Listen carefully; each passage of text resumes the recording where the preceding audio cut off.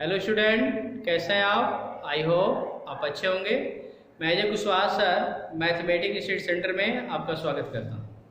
आज मैं class 9th का एक नया वीडियो लेकर आया हूं, जिसमें मैं लाइन एंड एंगल्स के बारे में हम लोग डिस्कस करेंगे। पिछले वीडियो में मैंने इसमें आपको parallel line and transversal line से रिलेटेड उनके डेफिनेशन और उनकी प्रॉपर्टी और कुछ थ्योरम भी मैंने बताया था। आज दो थ्योरम और हैं। दो थ्योरम बताने के बाद मैं आपको एक्सरसाइज सॉल्व कराऊंगा। तो थ्योरम देखिए, थ्योरम आपका है if a transversal line if a transversal line intersect two parallel line intersect two parallel line intersect two parallel line, then each pair of interior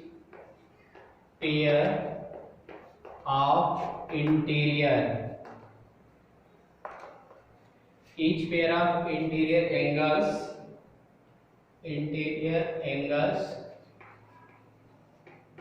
on the same side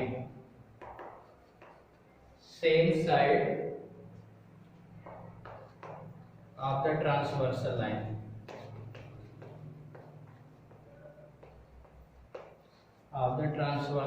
line is supplementary.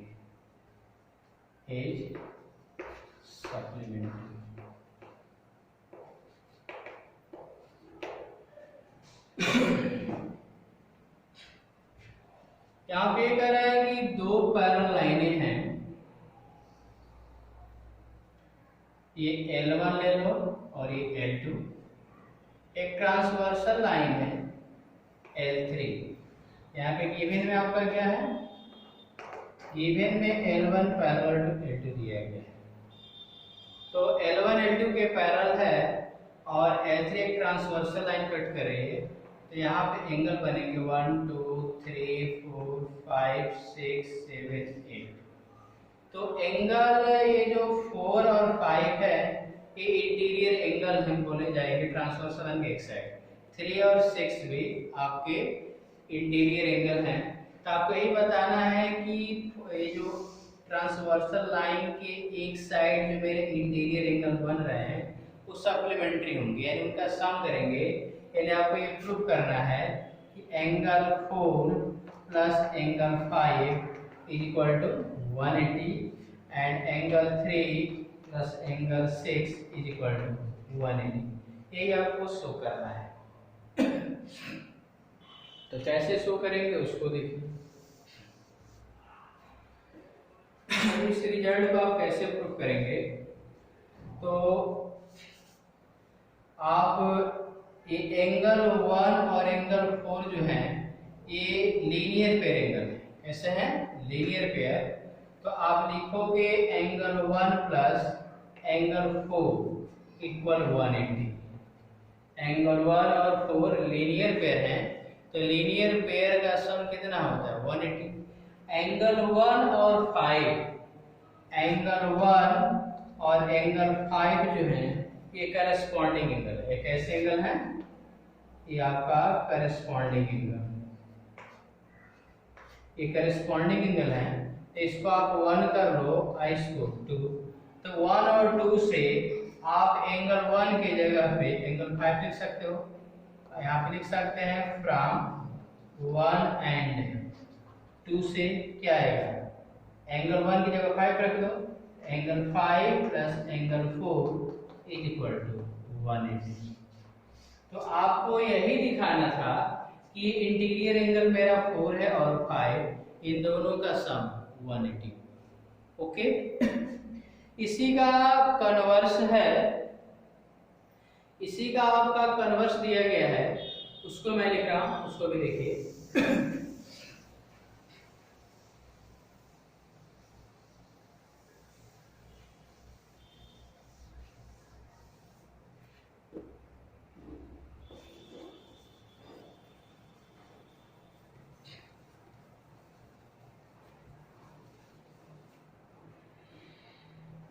Hooghly theorem है,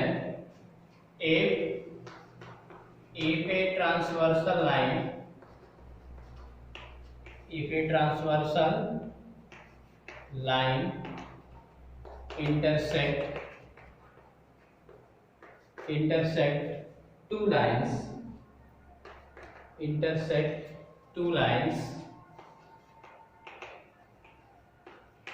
such that a pair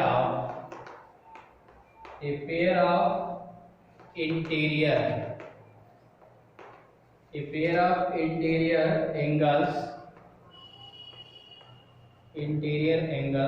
on the same side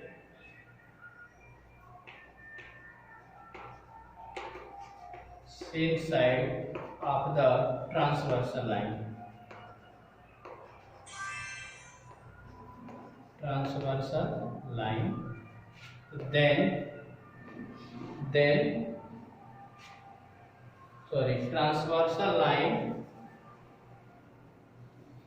is supplementary.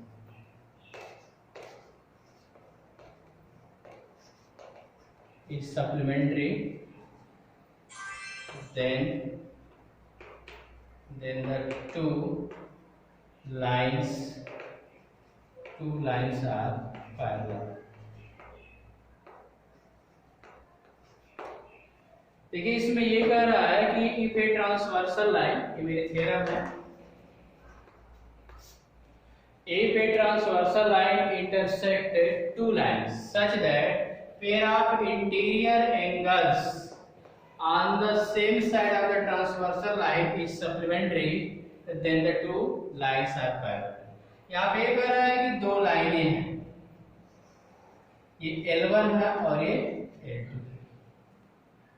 और यहाँ पे आपका एक transversal line L3 cut कर रही है, तो यहाँ पे 1 2 3 4 5 6 7 8 ये मेरे एंगल बनेंगे। तो यहाँ पे आपका कह रहा है कि ट्रांसवर्सल लाइन कट कर रही है, तो 4 और 5 का सम, एंगल 4 प्लस एंगल 5 का सम 180 है। एंगल 4 और 5 का सम कितना है? 180। ये गिवन है, ये मेरा जो रिजल्ट है क्या है? गिवन है। तो आपको प्रूव कर रहा है कि L1 और L2 पैरेलल। तो L1 और L2 यदि पैरेलल हैं, तो L1 दो लाइनें पैरेलल होने के यदि हैं तो उसके लिए कुछ एक्जियम लिखाया गया था। एक्जियम उसमें ये था कि दो लाइनें पैरेलल हैं तो उनके करस्पॉन्डिंग एंगल इक्वल होते हैं। यदि मैं यहाँ से एंगल 4 और 5 इक्वल है और मैं यहाँ से रिजल्ट प्रूव कर दूं तो 1 और 5 इक्वल है, तो 1 और 5 करस्पॉन्डिंग एंगल इक्वल होंगे। तो 1 और 5 यदि इक्वल हो गए तो L1 और L2 पैरेलल होंगे। तो देखिए आप क्या करेंगे, आप लिखेंगे angle 1 plus angle 4 is equal to 180। इसको 1 कर लेना, इसको 2। ये बताओ एंगल 1 और 4 लीनियर पेयर हैं, इनका सम 180 होगा। तो आप क्या कीजिए, यहाँ पे लिखेंगे फ्रॉम फर्स्ट एंड सेकंड से angle 4 plus angle 5 is equal to angle 1 plus angle 4।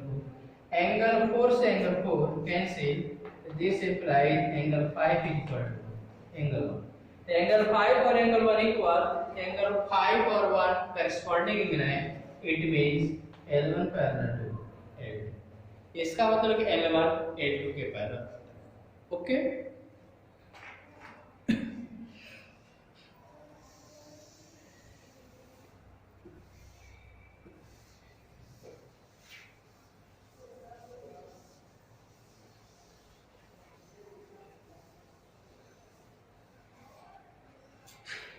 एक और थ्योरम है, उसको देख लीजिए। थ्योरम आपकी है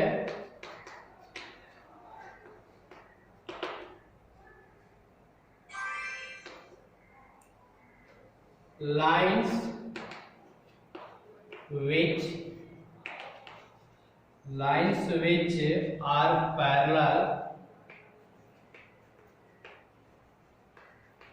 which are parallel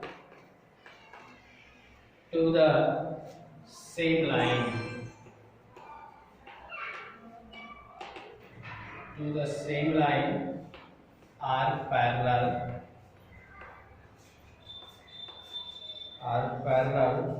to each other.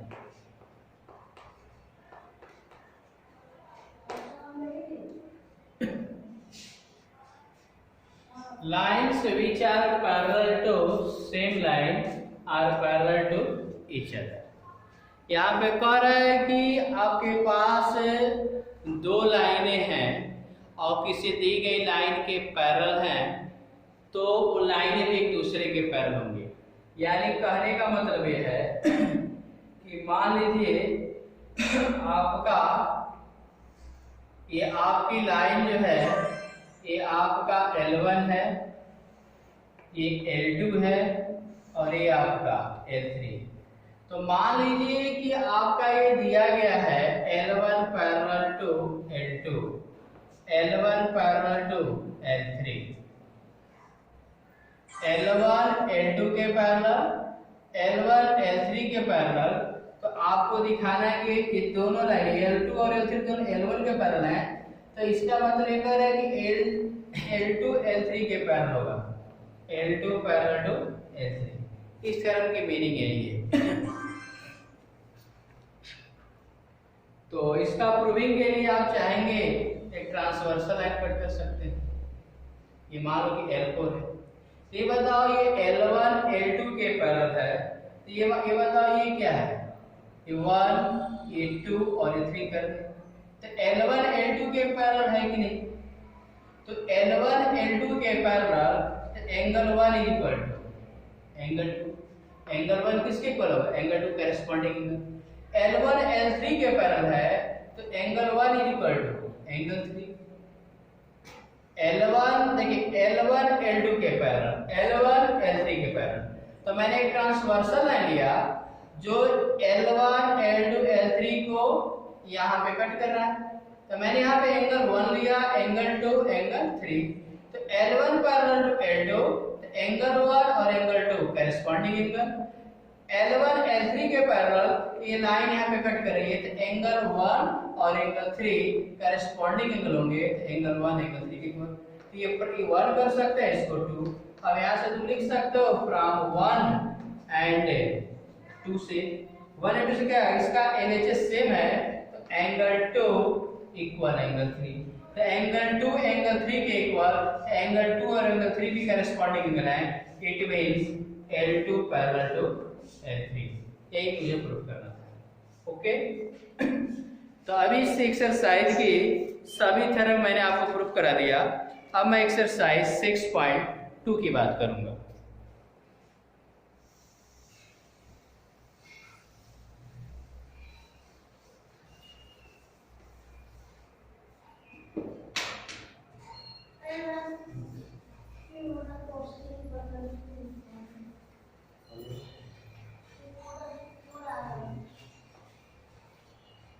तो एक्सरसाइज देखिए, एक्सरसाइज 6.2 का फर्स्ट क्वेश्चन देखिए।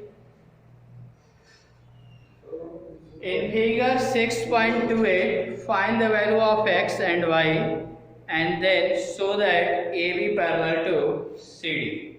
तो फिगर पहले आप बनाइए।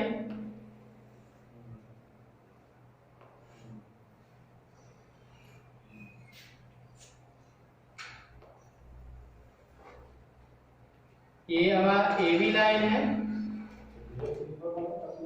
और ये आपका CD लाइन है। तो यहाँ पे आपकी एक ट्रांसवर्सल लाइन है और यहाँ पे आपका ये जो एंगल बनना है 50 डिग्री बनना है, ये 50 है और ये एंगल हमारा x है, ये y, ये 130। तो यहाँ पे देखिए, पहले तो आपको x और y का वैल्यू बताना है, इसके बाद प्रूफ करना है कि ABCD के पैरेलल है कि नहीं। तो ये बताइए 50 और x, देख रहे हैं दोनों एंगल का लीनियर पेयर है। तो आप 50 plus x is equal to 180, 50 plus x is equal to 180, x is equal to 180 minus 50, x is equal to 130। x का मान कितना आएगा 130। और इसी तरह आप यहाँ पे आएंगे तो आप देख रहे हैं कि y इक्वल टू क्या आएगा 130। क्यों? क्योंकि ये दोनों वर्टिकली अपोजिट एंगल है। कैसे एंगल है? Vertically opposite angle. तभी बताओ अब आपका, अब यहाँ पे देखिए x का वैल्यू कितना है? x का वैल्यू 130 और ये भी एंगल क्या है 130। तो ये एंगल और ये एंगल कैसे एंगल है? Corresponding angle. कैसे एंगल है? तो आप यहाँ पे लिख सकते हैं angle x is equal to angle x, या तो आप नाम क्लेचर कर सकते हो।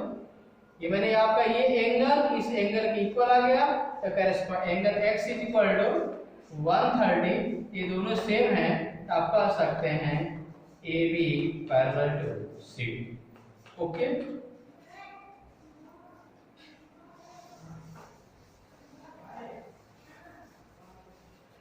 क्वेश्चन नंबर 2 देखिए। क्वेश्चन नंबर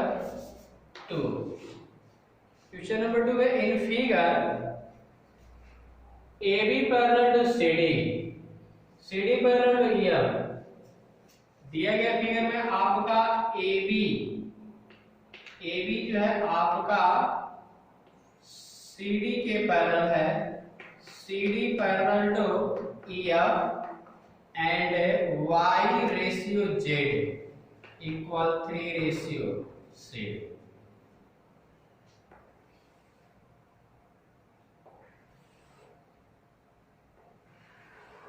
फिगर आपका दिया गया कि AB है, CD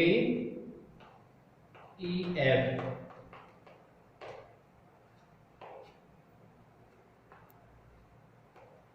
यहाँ पे एक आपकी ट्रांसवर्सल लाइन है, यहाँ पे एंगल x बना, ये y, ये आपका z है। ये एंगल कितना है? z। तो आपको find the value of x का वैल्यू बताना है। x का वैल्यू कितना? तो देखिए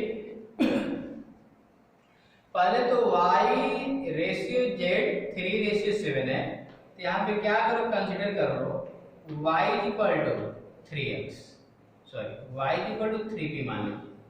ये जो रेशियो दिया गया था उसके साथ एक हम वेरिएबल लगा लेते हैं, z is equal to 7p, देख सकते हो। तो y is equal to 3p और z is equal to 7p। ये बताइए यहाँ पे मेरा y है, तो ये एंगल और एंगल वर्टिकली अपोजिट एंगल, ये भी y हो जाएगा, वो नहीं होगा। अब देखो यहाँ पे ये y और ये दोनों इंटीरियर एंगल है। क्या है? Interior angle. तो y प्लस z का जो सम होगा 180 होगा। y का वैल्यू कितना है? 3p, z का value 7p is equal to 180। इसको सॉल्व करोगे तो ये 10p होगा इज इक्वल टू 180। तो p is equal to 10, sorry p is equal to 18 आएगा, 0 0 पे p का वैल्यू कितना आएगा? 80। तो p का वैल्यू आपका 18 आ गया। तब यहाँ से आप y का वैल्यू फाइंड कर सकते हो। y का वैल्यू कितना है? 3p, तो 3 और p का वैल्यू कितना है? 80, तो कितना आएगा? 54। तो y का वैल्यू आपका आ गया 54। अब बताओ यहाँ पे x और y भी कैसे एंगल है? इंटीरियर एंगल है। तो x plus y is equal to 180 होगा। x is equal to 180 minus y, तो 180 माइनस y का वैल्यू 54, इसमें रख दो। तो आपका ये 6 और 7 में से 5 निकलेगा 2, 126 डिग्री है। Okay,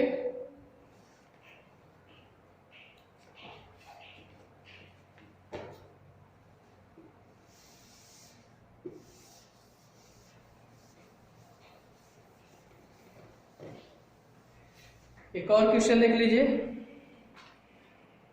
question number 3 in figure 6.30 if AB parallel to CD, EF perpendicular CD and angle GED is equal to 126, find angle AGE, GEF and angle FGE। तो देखिए फिगर पहले बना लीजिए।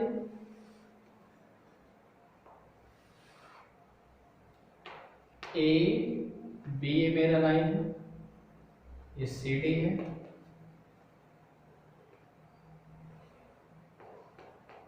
एफ ये आपका जी।